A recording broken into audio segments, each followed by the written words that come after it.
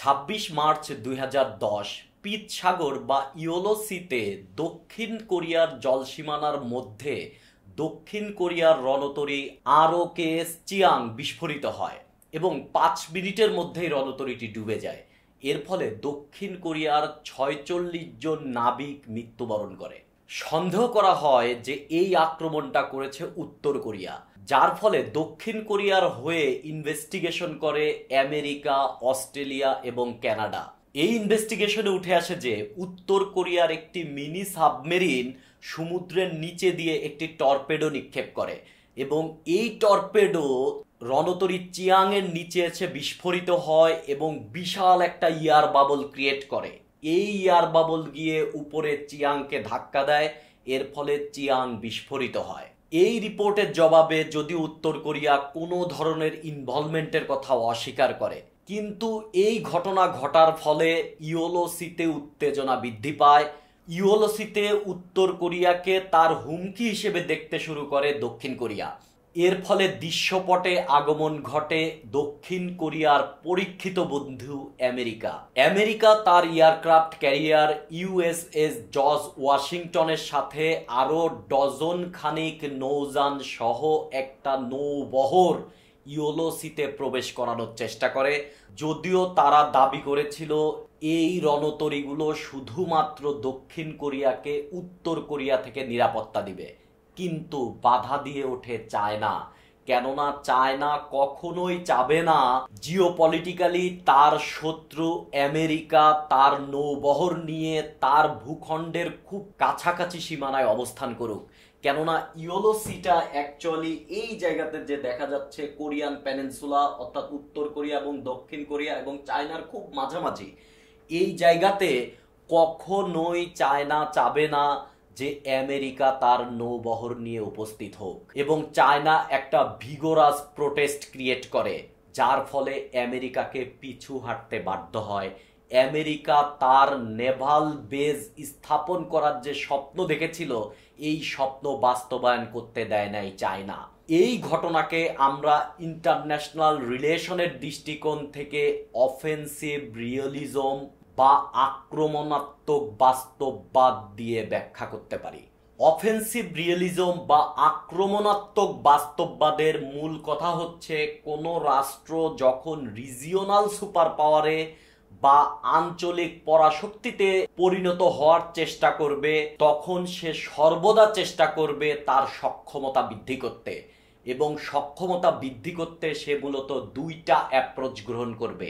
এক নাম্বার হচ্ছে সে তার মিলিটারি সক্ষমতা এবং অর্থনৈতিক সক্ষমতা বৃদ্ধি করবে, এবং 2 নাম্বার যে কাজটা করবে আশপাশের কোনো রাষ্ট্র যেন সামরিকভাবে সক্ষম না হয়ে ওঠে এই জিনিসটা সে প্রোটেস্ট করবে। ঠিক এইখানে তাই ঘটেছে, কেননা চায়নার খুব কাছাকাছি হচ্ছে দক্ষিণ কোরিয়া।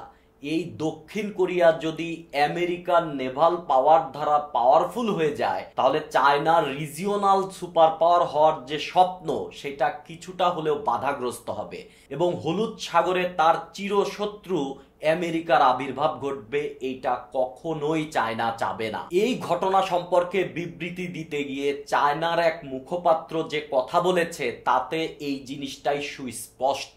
মুখপাত্র বলেন, We firmly oppose foreign military vessels and planes entering the Yellow Sea and other waters adjacent to China engaging in any activities that would impact on its security and interests. চায়নার মুখপাত্রর এই উক্তিটি আমেরিকার পঞ্চম president James মনরোর সাথে মিলে যায়। James Munro যে তত্ত্ব হাতে নিয়েছিল সেটাকে বলা হয় হচ্ছে মনরো ডক্ট্রিন। মনরো ডক্ট্রিনের প্রধান কথা ছিল হচ্ছে 3টা।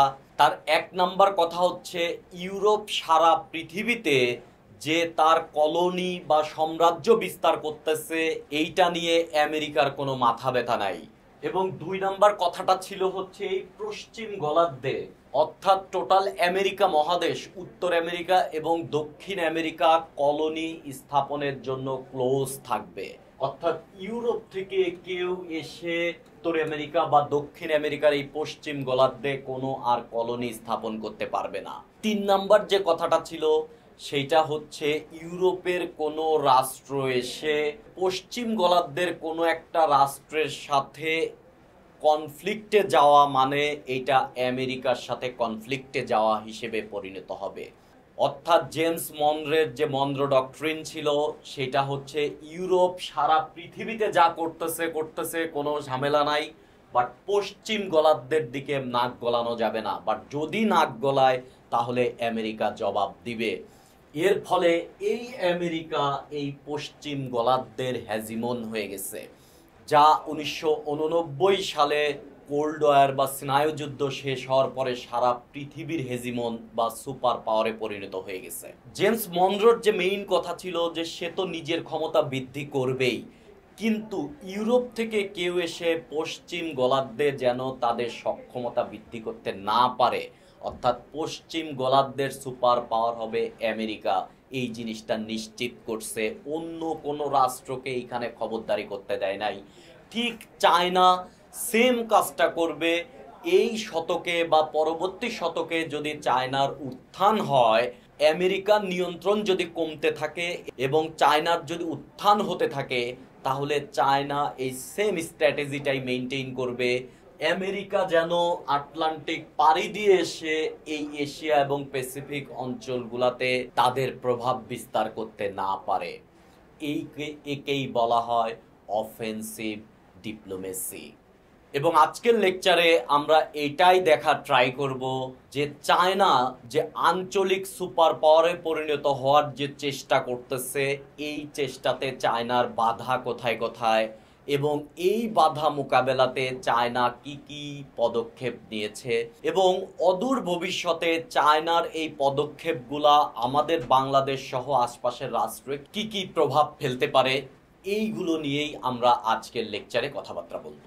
কোনো একটা রাষ্ট্রের অভ্যন্তরে যদি ঝামেলা থাকে, কোনো গ্যাঞ্জাম থাকে, তাহলে কিন্তু সে তার মনোযোগ চারপাশের রাষ্ট্রগুলোতে খুব একটা ভালো মতন দিতে পারে না।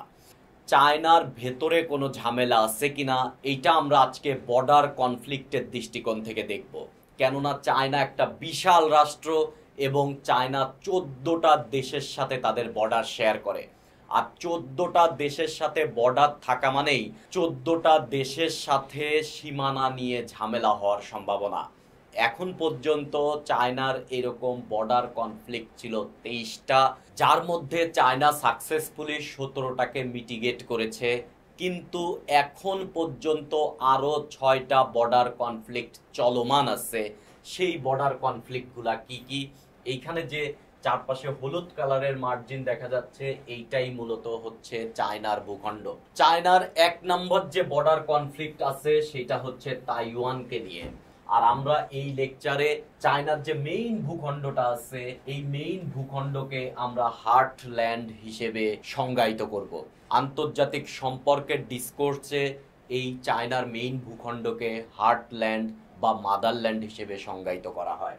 এরপর দ্বিতীয় যে কনফ্লিক্ট আছে সেটা হচ্ছে এই চায়না সাগরে ঠিক এইরকম জায়গায় জাপান এবং চায়নার হার্টল্যান্ডের মাঝামাঝি জায়গাতে যে দ্বীপ আছে, এটার নাম হচ্ছে সেন্ট কাকু দ্বীপ। এবং এই সেন্ট কাকু দ্বীপ নিয়ে চায়না এবং জাপানের মধ্যে কনফ্লিক্ট আছে। এরপর দক্ষিণ চায়না সাগরের ঠিক এইরকম জায়গায় এই যে ভিয়েতনাম যে রাষ্ট্রটা, এই যে ভিয়েতনামের পাশেই একটা দ্বীপ আছে যে দ্বীপের নাম প্যারাসেল আইল্যান্ড। এই প্যারাসেল দ্বীপের মালিকানা নিয়ে ভিয়েতনামের সাথে চায়নার একটা কনফ্লিক্ট আছে। আরেকটু নিচে চলে আসলে এই দক্ষিণ চায়না সাগরে একটা দ্বীপপুঞ্জ আছে, অনেকগুলা ছোট ছোট দ্বীপের সমন্বয়, যাকে বলা হয় স্পার্টলি দ্বীপপুঞ্জ। এবং এই স্পার্টলি নিয়ে মূলত চায়নার দ্বন্দ্ব আছে ভিয়েতনামের সাথে, ব্রুনাইয়ের সাথে, মালয়েশিয়ার সাথে, ফিলিপাইনের সাথে। স্ট্র্যাটেজিক্যালি এই স্পার্টলি আইল্যান্ড চায়নার জন্য খুবই খুবই গুরুত্বপূর্ণ এবং দীর্ঘদিন ধরে এই কনফ্লিক্টটা চলতেছে। ঘড়ির কাঁটাকে যদি আমরা আরো ঘুরাই, তাহলে ভুটানের সাথে বর্ডার নিয়ে কনফ্লিক্ট আছে চায়নার। এবং সর্বশেষ ভারতের অরুণাচল এবং আকসাই চীন সীমানা নিয়ে ঝামেলা আছে ইন্ডিয়ার সাথে। অর্থাৎ সেনকাকু দ্বীপ নিয়ে ঝামেলা, তাইওয়ান নিয়ে ঝামেলা, প্যারাসেল দ্বীপপুঞ্জ নিয়ে ঝামেলা, স্পার্টলি আইল্যান্ড নিয়ে ঝামেলা, ভুটানের সাথে সীমানা নিয়ে ঝামেলা এবং ইন্ডিয়ার সাথে সীমানা নিয়ে ঝামেলা। এই 6টা ঝামেলা চায়নার খুবই সিরিয়াস ঝামেলা এবং সীমানা পাহারা দেওয়া বা রাষ্ট্রের সীমানা ঠিক রাখা একটা রাষ্ট্রের প্রধান প্রধান প্রধান কর্ম। কেননা সীমানা নিয়েই একটা রাষ্ট্র পার্শ্ববর্তী রাষ্ট্রের সাথে যুদ্ধে জড়ায়া পড়ে। আর বিশ্ব রাজনীতিতে একটা রাষ্ট্র তার বন্ধু চেঞ্জ করতে পারে, একটা রাষ্ট্র তার শত্রু চেঞ্জ করতে পারে, কিন্তু একটা রাষ্ট্র তার প্রতিবেশীকে কোনোদিনও চেঞ্জ করতে পারে না। কেননা একটা রাষ্ট্রের কখনোই এটা পসিবল না যে পুরা রাষ্ট্রটাই আরেক জায়গায় শিফট করে যাবে। যে চায়না চাইলো যে আমার আশপাশের প্রতিবেশী ভালো না, আমি ঘরবাড়ি নিয়ে আরেক জায়গায় চলে যাই, আমি ইউরোপের কোনো একটা জায়গায় যায় বসে পড়ি। এটা কিন্তু পসিবল না। তার মানে বিশ্ব রাজনীতিতে বন্ধু চেঞ্জ করা যায়, বিশ্ব রাজনীতিতে শত্রু চেঞ্জ করা যায়, কিন্তু প্রতিবেশী কখনো চেঞ্জ করা যায় না। আর প্রতিবেশীর সাথে সাধারণত যুদ্ধ বেঁধে যায় বর্ডার নিয়ে। এর কারণে মিলিটারির একটা অংশ কিন্তু সে যে রিজিওনাল পাওয়ার হতে চাচ্ছিল, সে যে হেজিমন হওয়ার ট্রাই করতেছে, এই দিকে মনোযোগ দিতে পারে না। সো আঞ্চলিক পরাশক্তি হওয়ার পেছনে এই বর্ডার কনফ্লিক্ট একটা বাধা। কিন্তু এই জায়গা আগায় আছে কিন্তু আমেরিকা। আমেরিকা শুধুমাত্র 2টা দেশের সাথে বর্ডার শেয়ার করে, একটা হচ্ছে কানাডা আর একটা হচ্ছে মেক্সিকো। এবং এই 2টা দেশের কোনো দেশই সামরিকভাবে সক্ষম না, এবং 2টা রাষ্ট্রের সাথেই আমেরিকা বন্ধু সুলভ সম্পর্ক রাখে। এর ফলে বর্ডার নিয়ে তাদের মধ্যে তেমন দৃশ্যমান বা খুবই বড়সড় কোনো ঝামেলা নাই। ফলে আমেরিকার নৌবাহিনী, সামরিক বাহিনী তাদের বর্ডারের দিকে অত বেশি নজর দিতে হয় না। এই জন্য আমেরিকার মিলিটারি সারা পৃথিবীর উপর নজর বেশি দিতে পারে এবং সে তার হেজিমনিটা ধরে রাখতে পারে। এই বর্ডার কনফ্লিক্ট এবং বহির্বিশ্ব থেকে যেন হার্টল্যান্ডের উপর তেমন কোনো আক্রমণ না হয়, এই জন্য চায়না ঐতিহাসিকভাবে কি কি ব্যবস্থা গ্রহণ করছে সেদিকে আমরা এখন মনোযোগ দিব। প্রায় 1 দশক ধরে চলা দেজুনগার যুদ্ধ শেষ হয় 1755 সালে, এবং এই দেজুনগার যুদ্ধটা হয় মূলত এই অঞ্চলটা নিয়ে। এই টোটাল অঞ্চলটা নিয়ে অ্যাকচুয়ালি দেজুনগার যুদ্ধ হয়। চায়না তখন এত দূর পর্যন্ত বিস্তৃত ছিল না। এই অঞ্চলের নিয়ন্ত্রণ ছিল মঙ্গলদের বা মঙ্গোলিয়াদের। এই যে চেঙ্গিস খান বা কুবলাই খানদের মূলত এই জায়গাটা নিয়ন্ত্রণ ছিল। সো 10 বছর ধরে তদানীন্তন হার্টল্যান্ড চায়নার যে শাসক ছিল তারা ছিল কিং রাজ পরিবার। এই কিং ডিনেস্ট্রির সাথে প্রায় 1 দশক ধরে যুদ্ধ চলে মঙ্গলদের, এবং মঙ্গলরা পরাজিত হয়। এবং 1756 সালে খুবই একটা গুরুত্বপূর্ণ ঘটনা ঘটে। সেটা হচ্ছে এই যে টোটাল অঞ্চলটার উপর নিয়ন্ত্রণ প্রতিষ্ঠা করে চায়না। এই টোটাল অঞ্চলটা কি কি? চায়নার যে জিনজিয়াং প্রদেশ এবং তিব্বত যে অঞ্চলটা, এই 2 অঞ্চলের প্রতি নিয়ন্ত্রণ প্রতিষ্ঠা করে চায়না। এই জিনজিয়াং এবং তিব্বত আসলে কত, এইটা বোঝার জন্য আমরা একটু বাংলাদেশের এরিয়ার সাথে কম্পেয়ার করি।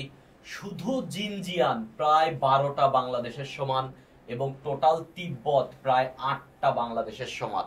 তার মানে 1756 সালে চায়না এই টোটাল প্রায় 20টা বাংলাদেশের সমান এরিয়ার উপর নিয়ন্ত্রণ প্রতিষ্ঠা করে। এবং এই অঞ্চলটা মূলত চায়নাকে ন্যাচারাল ডিফেন্স দেওয়া শুরু করে। কেননা এই দিক থেকে কেউ যদি হার্টল্যান্ডে আক্রমণ করতে চায়, তাহলে তাকে এই জিনজিয়াং পার হয়ে আসতে হবে বা তিব্বতের এলাকা দিয়ে তাকে আসতে হবে। কিন্তু এই জায়গাগুলা মোটামুটি দুর্গম জায়গা, কেননা এই টোটাল অঞ্চল অ্যাকচুয়ালি পাহাড় পর্বত দিয়ে ঘেরা। সো এই পাহাড় পর্বত পার হয়ে হার্টল্যান্ডকে আক্রমণ করা মোটামুটি অসম্ভব। ফলে এই হার্টল্যান্ড যে জায়গাটা চায়নার, এই জায়গাটার নিরাপত্তার জন্য বা ন্যাচারাল ডিফেন্সের জন্য এই অধিগ্রহণটা চায়নার জন্য খুবই খুবই রিমার্কেবল ছিল, যেটা 1756 সালে কিং ডিনেস্ট্রি এই কাজটা করছে। মূলত এই জায়গাও চায়না কিন্তু রাশিয়ার স্ট্র্যাটেজি গ্রহণ করেছিল, অ্যাটাক অ্যাজ ডিফেন্স। মূলত এই জায়গার এই ডিফেন্সটা, ন্যাচারাল ডিফেন্স নেওয়ার জন্য চায়না কিন্তু এইখানে মঙ্গলদের সাথে যুদ্ধ করছে, এবং মঙ্গলদেরকে পরাজিত করেই সে কিন্তু এই জায়গার উপর নিয়ন্ত্রণ প্রতিষ্ঠা করছে। সো এইটার সাথে আমরা রাশিয়ার পর্বের যে স্ট্র্যাটেজি অ্যাটাক অ্যাজ ডিফেন্স, এটাকে কিন্তু আমরা মিলায় ফেলতে পারি। এই ম্যাপে যেটা দেখা যাচ্ছে এইটাই মূলত হচ্ছে তিব্বত। তিব্বতের একবারে নিচের দিকে এই অঞ্চল হচ্ছে হিমালয় পর্বতমালা। এই হিমালয় পর্বতমালা মেইন হার্টল্যান্ডকে ন্যাচারাল ডিফেন্স দিচ্ছে ইন্ডিয়ার হাত থেকে। কেননা ইন্ডিয়া এবং চায়নার মধ্যে কিন্তু ঐতিহাসিকভাবে একটা দ্বন্দ্ব সম্পর্ক আছে। সো এই ভারতীয় উপমহাদেশ থেকে পৃথক করে রাখছে কিন্তু হিমালয় পর্বতমালা। সো এটা একটা প্রাকৃতিক ডিফেন্স। এইদিকে আছে কারাকোরাম পর্বতমালা। সো আফগানিস্তান পাকিস্তান থেকে যদি কেউ গিয়ে চায়নার হার্টল্যান্ডকে আক্রমণ করতে চায় তাকে কারাকোরাম পর্বতমালা অতিক্রম করতে হবে। আর একটু উপরে গেলেই পাওয়া যাবে কুনলুন পর্বতমালা। এবং এই টোটাল তিব্বত আসলে সমুদ্রপৃষ্ঠ থেকে কত উঁচু? এইটার এভারেজ উচ্চতা সমুদ্রপৃষ্ঠ থেকে প্রায় 16,000 ফিট। তার মানে এই পর্বতমালা যদি নাও থাকে তারপরেও এই জিনিসটা টপকায় কিন্তু চায়নাকে যে অ্যাটাক করাটা খুবই টাফ হবে। এই অঞ্চলের আবহাওয়া খুবই ঠান্ডা এবং এই অঞ্চলে বরফ পড়ে থাকে। সো এই তিব্বতটা কিন্তু মূলত চায়নাকে একটা প্রাকৃতিক ডিফেন্স দেয়। কিন্তু একটু আগে আমরা দেখলাম 1756 সালে চায়নার কিং রাজবংশ কিন্তু তিব্বতকে জয় করছিল এবং তিব্বতের উপর নিয়ন্ত্রণ প্রতিষ্ঠা করছিল মঙ্গলদের কাছ থেকে। কিন্তু পরবর্তীতে তিব্বত আবার তার কাছ থেকে ছুটে গেল কেন বা কিভাবে ছুটে গেল? মূলত দৃশ্যপট পরিবর্তন শুরু হয় 1911 সালে, যেটাকে 1911 রেভলিউশন বলা হয়। এবং এই রেভলিউশন হয় চায়নার হার্টল্যান্ডে এবং চায়নার মানুষ তাদের রাজতন্ত্র, যে হাজার বছর ধরে যে চায়নায় রাজাদের শাসন চলে আসতেছে, রাজতন্ত্র চলে আসতেছে, এর এগেনস্টে প্রোটেস্ট শুরু করে। এবং 1912 সালে চায়নায় রাজতন্ত্রের পতন হয় এবং রিপাবলিক অফ চায়না প্রতিষ্ঠিত হয়, অর্থাৎ চায়নায় শুরু হয় গণতন্ত্র। 2132 বছর ধরে চলা চায়নার রাজতন্ত্রের ইতিহাসের পতন হয় এবং গণতন্ত্র তার যাত্রা শুরু করে। ঠিক এই টাইমে কিন্তু হার্টল্যান্ডে একটা উত্তেজনা চলতেছিল। এই উত্তেজনার সুযোগ নেয় তিব্বতের প্রধান যিনি ধর্মীয় ব্যক্তি তাকে বলা হয় দালাই লামা। এই দালাই লামা কিন্তু তদানীন্তন সময়ে ভারতে পালায়া ছিল এবং তিনি 1912 সালে আবার তিব্বতে ব্যাক করে এবং তিব্বতে ব্যাক করে তিনি ডিফ্যাক্টো ইন্ডিপেন্ডেন্স ঘোষণা করে এবং তিব্বত ডিফ্যাক্টো স্বাধীন রাষ্ট্র হিসেবে আত্মপ্রকাশ করে। যদিও এইটার কোনো আন্তর্জাতিক স্বীকৃতি ছিল না, এটা শুধুমাত্র ডিফ্যাক্টো ইন্ডিপেন্ডেন্স ছিল। এবং দালাই লামা যে কথাটা বলে যে চায়না এবং তিব্বতের মধ্যকার সম্পর্ক হচ্ছে যাজক ও তার রক্ষকের সম্পর্ক, অর্থাৎ তিব্বত হচ্ছে যাজক আর তার রক্ষক হচ্ছে চায়না। এই ডিফ্যাক্টো স্বাধীনতার স্বাদ তিব্বত গ্রহণ করতে পারছে মাত্র 36 বছর। কেননা 1949 সালে এসে আবার দৃশ্যপট পরিবর্তন হতে থাকে। 1912 সালে যে রিপাবলিক অফ চায়না প্রতিষ্ঠিত হয়েছিল, কমিউনিস্ট বিপ্লব হয় 1949 সালে এবং রিপাবলিক অফ চায়নার পতন ঘটে এবং কমিউনিস্ট রাষ্ট্র হিসেবে চায়না আত্মপ্রকাশ করে। এবং এই সময় মাও জেডং এর নেতৃত্বে রেড আর্মি পুরা হার্টল্যান্ডের নিয়ন্ত্রণ নিয়ে ফেলে। চিয়াং কাইশেক তার দলবল নিয়ে মূলত তাইওয়ানে পালায়া যায়। মাও জেডং মেইন ভূখণ্ডকে নিয়ে the People's Republic of China প্রতিষ্ঠা করে। চিয়াং কাইশেক তাইওয়ানে গিয়ে তাইওয়ানকে বলে হচ্ছে রিপাবলিক অফ চায়না। এবং মাও জেডং কমিউনিস্ট চায়না প্রতিষ্ঠা করার পরে তিনি প্রথম যে উদ্যোগটা নেয়, ঐতিহাসিকভাবে যে সমস্ত ভূখণ্ডগুলা চায়নার ছিল সেই সমস্ত ভূখণ্ডটা আবার মেইনল্যান্ডের সাথে অ্যাকুমুলেট করা এবং এইটাকে বলা হতো ন্যাশনাল রিইউনিফিকেশন। এবং প্রথম ধাপ হিসেবেই মাও জেডং তিব্বতের দিকে মনোযোগ দেয় এবং 1949 সালে মাও জেডং ক্ষমতায় বসার ঠিক 2 বছর পর 1951 সালে তিব্বতের উপর পুরাপুরি নিয়ন্ত্রণ প্রতিষ্ঠা করে এবং তদানীন্তন দালাই লামা তিনি ভারতে আবার পালায়া যায়। মোটা দাগে জিওপলিটিক্যাল 3টি প্রধান কারণে তিব্বত চায়নার জন্য খুবই ইম্পর্টেন্ট। তিব্বতের উপর বেস করে চায়না রিজিওনাল সুপার পাওয়ারে পরিণত হতে পারে। তার 1 নাম্বার হচ্ছে প্রাকৃতিক ডিফেন্স, যেটা আমরা একটু আগেই আলোচনা করেছি। এই হিমালয় পর্বতমালা কারাকোরাম পর্বতমালা এবং উপরের দিকের কুনলুন পর্বতমালা চায়নার হার্টল্যান্ডের জন্য একটা প্রাকৃতিক ডিফেন্স। এই অঞ্চলটা হার্টল্যান্ডকে নিচের দিকের ভারতের থেকে প্রোটেক্ট করবে, বাফার জোন হিসেবে কাজ করবে। এবং 2 নাম্বার যে কারণ, যেইটা সবচেয়ে প্রধান কারণ যার উপর বেস করে চায়না রিজিওনাল হেজিমনে পরিণত হতে পারে, সেটা হচ্ছে পানি পানি পানি। এই তিব্বতের ম্যাপে এই যে ছোট ছোট যে সমস্ত সবুজ এলাকা দেখা যাচ্ছে, এই যে ছোট ছোট সবুজ এলাকা দেখা যাচ্ছে, এগুলো সবই প্রাকৃতিক লেক। এবং এই প্রাকৃতিক লেকে মজুদ আছে হচ্ছে ফ্রেশ ওয়াটার বা পানযোগ্য পানি। সমুদ্রের পানি কিন্তু খাওয়া যায় না, ওটা নোনা পানি। এবং এই লেকগুলো আসলে কত বড়, এই তিব্বতের মোট আয়তন কিন্তু 8টা বাংলাদেশের সমান। এর মোট আয়তন 12,21,600 বর্গ কিলোমিটার, 8টা বাংলাদেশের সমান। তাহলে এই ছোট্ট একটা লেক যেটা ম্যাপে দেখা যাচ্ছে, এটা আসলে সাইজে কত বড় এবং এতে কি পরিমাণ পানির অ্যাকচুয়ালি মজুদ আছে। পানির আরেকটা বিশেষ বিষয় হচ্ছে, এই এশিয়া প্যাসিফিক অঞ্চলের বড় বড় বিশেষ নদীগুলোর উৎপত্তি স্থান হচ্ছে এই তিব্বত। যেমন চায়নার প্রধান একটা নদী হচ্ছে হলুদ নদী বা ইয়োলো রিভার, যা তিব্বত থেকে উৎপত্তি লাভ করে আস্তে আস্তে উপরের দিকে উত্তরের দিকে মেইন চায়নার দিকে গিয়ে এই হলুদ সাগরে গিয়ে পতিত হয়েছে। এবং এইটা চায়নার ফ্রেশ ওয়াটারের একটা বড় সোর্স, যেইটার উৎপত্তি স্থান হচ্ছে তিব্বত। এছাড়া চায়নার আরেকটা প্রধান নদী ইয়াকসি, মিকং এর উৎপত্তি স্থান আমাদের বাংলাদেশের যে ব্রহ্মপুত্র, এই ব্রহ্মপুত্রের উৎপত্তিও কিন্তু এই যে হিমালয়ের কৈলাস পর্বতমালা থেকে। কৈলাস পর্বতমালা থেকে সিন্ধু নদ পাকিস্তানে চলে গেছে, কৈলাস পর্বতমালা থেকে গঙ্গার উৎপত্তি হয়েছে, যেটা ভারতের মধ্য দিয়ে বাংলাদেশে এসে একসময় মেঘনা নাম নিয়ে বঙ্গোপসাগরে চলে গেছে।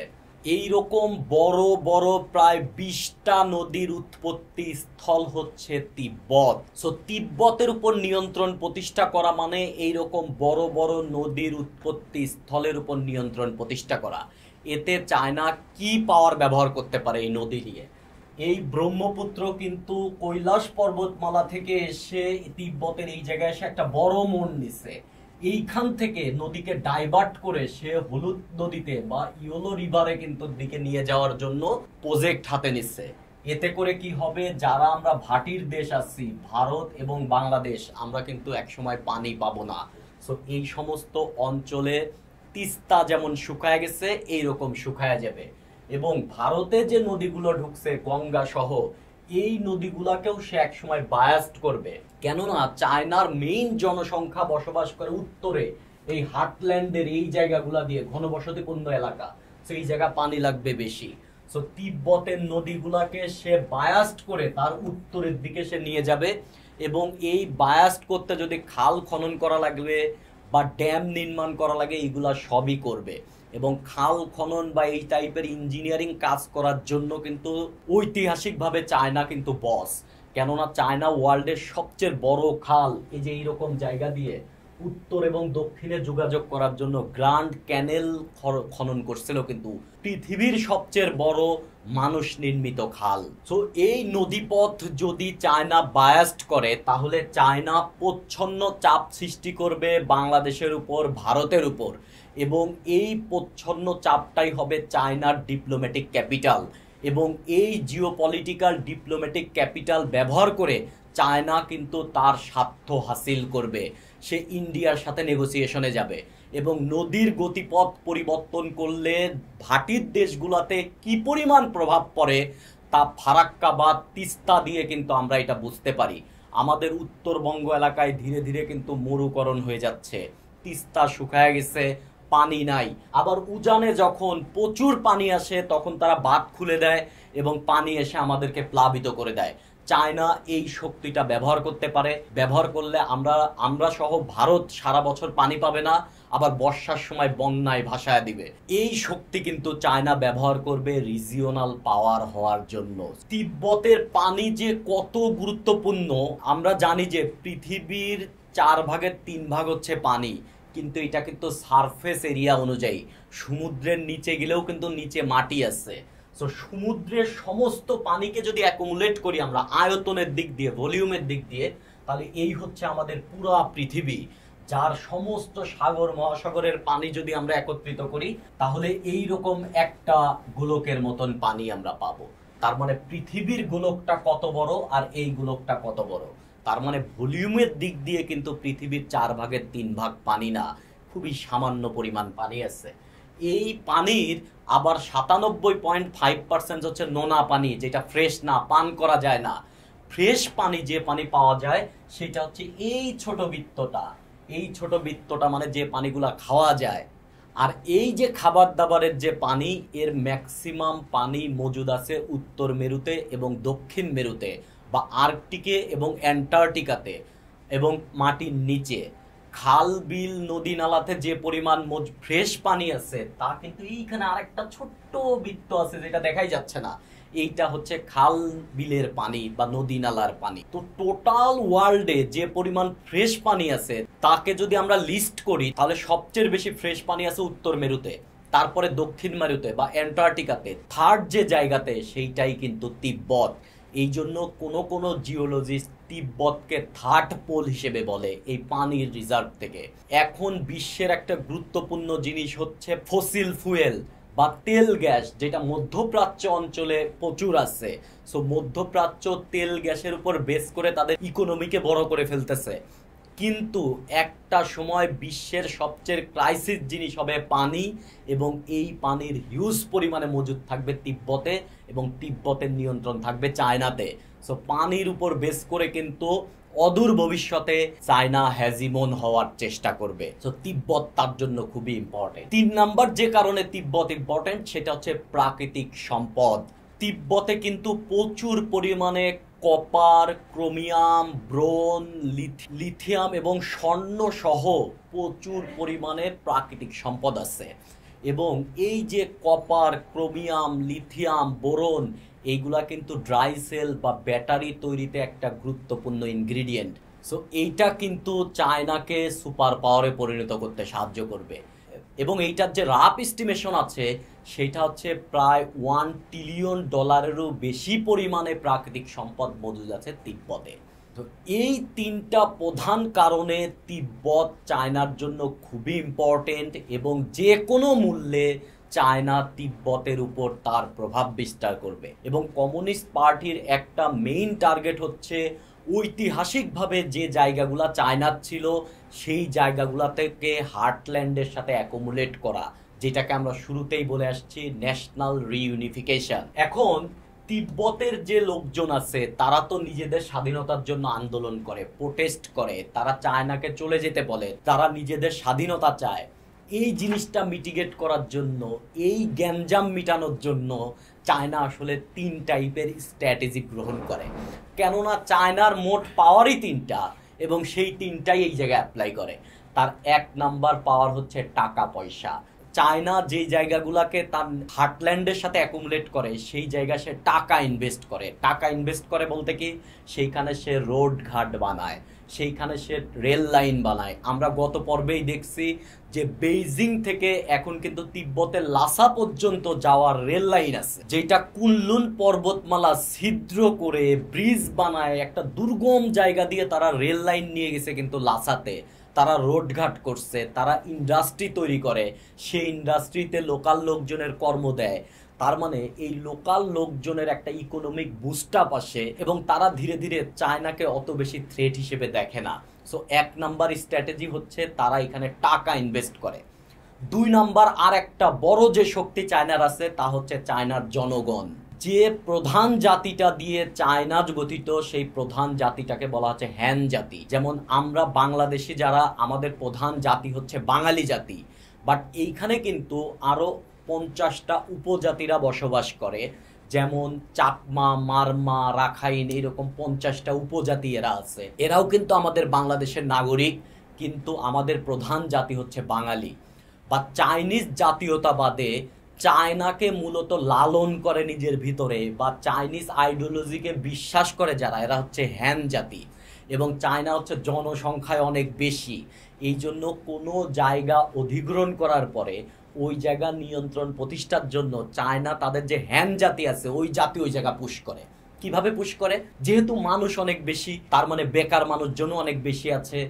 এই সমস্ত যেমন তিব্বত, তারপরে হচ্ছে জিনজিয়ান, এই সমস্ত অধিগ্রহণ করার পরে চায়না এই সমস্ত জায়গায় ইন্ডাস্ট্রি বানায়, কলকারখানা বানায়, এই সমস্ত এলাকায় চাকরি দেয় হ্যান জাতিদের এবং ওই লোকাল জাতিদের। এখন হ্যান তো হার্টল্যান্ডের জাতি, তারা তো এত দূর যাইতে চাবে না, হাজার হাজার মাইল দূরে। চায়না এদেরকে ইনসেন্টিভ দেয়, এই জায়গা চাকরি করার জন্য অতিরিক্ত বেতন দেয়।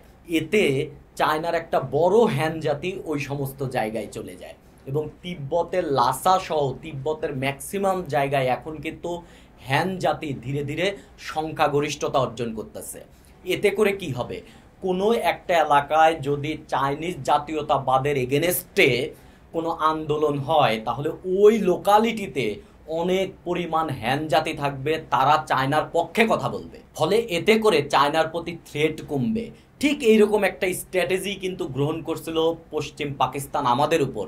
তারা এখানে রাজাকার, আলবদর এই টাইপের গঠন করছিল, যারা কিন্তু বাংলাদেশের এগেনস্টে এবং পাকিস্তানের পক্ষে কথা বলতো এবং এদেরকে কিন্তু পাকিস্তান সারা বিশ্বের কাছে দেখাইতো যে বাঙালিরা তো আসলে স্বাধীনতা চায় না, একটা বিচ্ছিন্ন গোষ্ঠী স্বাধীনতা চায়। রাজাকারদের, আলবদরদেরকে দেখায় পশ্চিমারা বলতো যে এরা পাকিস্তান চায় আর উগ্রপন্থীরা স্বাধীনতা। ঠিক এই স্ট্র্যাটেজিতেই হ্যান জনগোষ্ঠীকে পুশ করে চায়না ওই সমস্ত জায়গায়। এবং 3 নাম্বার যে স্ট্র্যাটেজি চায়না গ্রহণ করে সেটা হচ্ছে মিলিটারি পাওয়ার। চায়না এখন কিন্তু ধীরে ধীরে মিলিটারিলি সুপার পাওয়ারের দিকে চলে যাচ্ছে। চায়না এখন পারমাণবিক শক্তিধর রাষ্ট্র। চায়নার কাছে প্রচুর গোলাবারুদ আছে, চায়নার কাছে প্রচুর মিলিটারি আছে। কনফ্লিক্ট যদি বেশি পরিমাণে চলে যায় তখন চায়না ওই সমস্ত জায়গাতে তার মিলিটারি পুশ করে, সে তার সামরিক সক্ষমতা দেখায় এবং জায়গা দখল করার পরেই চায়না ওই সমস্ত জায়গায় কিন্তু তার মিলিটারিকে পুশ করে। ফলে মিলিটারি চৌকি স্থাপন হয়, এলাকার লোকজন কিন্তু উগ্রবাদী আন্দোলন করতে ভয় পায়। এই 3টা স্ট্র্যাটেজি, এক হচ্ছে টাকা পয়সা বিনিয়োগ, 2 হচ্ছে হ্যান জাতি পুশ করা এবং 3 নাম্বার হচ্ছে মিলিটারি পুশ করা। এই 3টা স্ট্র্যাটেজি গ্রহণ করে চায়না ওই সমস্ত জায়গার নিয়ন্ত্রণ রাখে। এখন 2024 সালে এসে তিব্বতের যে স্বাধীনতার আন্দোলন, এই আন্দোলনটা এতই চাপা পড়ে গেছে যে তিব্বতে এখন আন্দোলন যেটা হয় সেটা হচ্ছে প্রাকৃতিক রিজার্ভ এবং তাদের কালচার রিজার্ভের আন্দোলন। যে তারা এখন ডাইরেক্ট স্বাধীনতা চাইতে ভয় পায়। তারা বলে যে আমাদের যে ঐতিহাসিক একটা কালচার আছে, এইখানে যে প্রাকৃতিক সৌন্দর্য আছে, এই জিনিসটা চায়না রোডঘাট এইগুলা করে নষ্ট করতেছে। এবং তাদের একজন ফেস আছে যেটা হচ্ছে দালাই লামা।